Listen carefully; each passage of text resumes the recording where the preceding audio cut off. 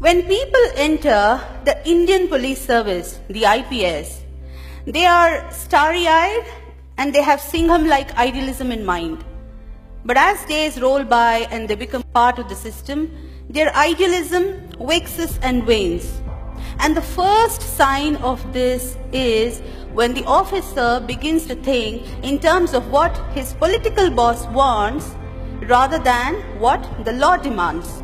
I was posted as the Deputy Commissioner of Police, Bengaluru City Armed Reserve, and my job was to supervise man management, personnel deployment, and therefore I took stock of the situation as to where my boys had been deployed. And to my utter shock, I found that a number of politicians, the public representatives, the MLAs, MPs, MLCs and so on, had kept gunmen in excess of the authorized number they were supposed to keep. Now, I made a list. There were 82 politicians who had kept about 216 gunmen in excess of the number they were entitled. I started withdrawing them. The first resistance came from my own boss, who reprimanded me in front of my subordinate officers. Yet, undeterred, I completed the task. I withdrew till the last excess gunman came back to the unit. In the same stroke, I also withdrew 8 brand new SUVs kept by the then ex-Chief Minister of Karnataka. The man had stepped down from the post of Chief Minister, yet the vehicles had continued to be with him. I withdrew the vehicles, but I often wondered why my predecessors had not acted. What prevented them from setting things right? I later learned that these are called the dirty jobs. They are unpleasant tasks, inviting the wrath of the politicians, and nobody wants to do them. Frankly speaking, I did not think of the consequences. There was no need to, because I was clear in my mind that I had acted in a manner most transparent and accountable, which every public servant is expected to. Now, after this report, I was slapped a defamation suit notice. So what is the take home? If you stir hornet's nest, be prepared for all kinds of oddities and notices. So challenges therefore are manifold.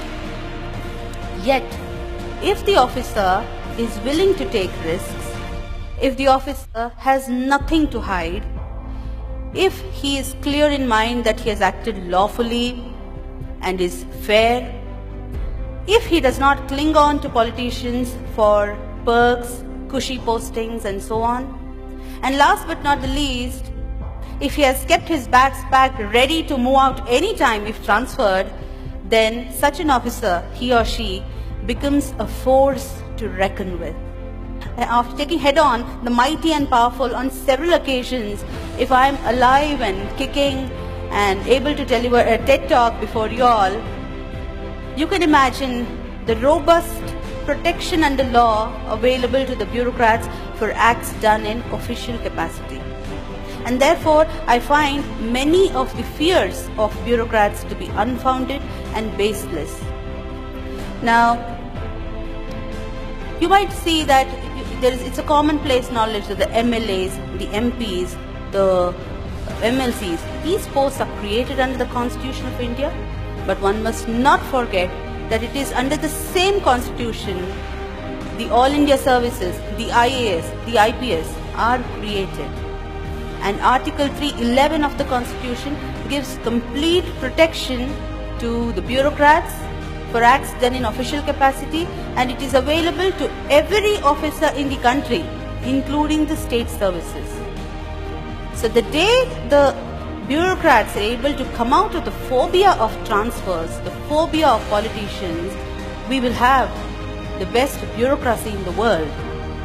Karl Marx once said, bureaucracy is an iron cage. But I find that our bureaucrats have chained themselves. They are the ones holding the chains. The day they break away from these self-imposed chains, the day they start exercising their real powers, we will see a new India. Thank you.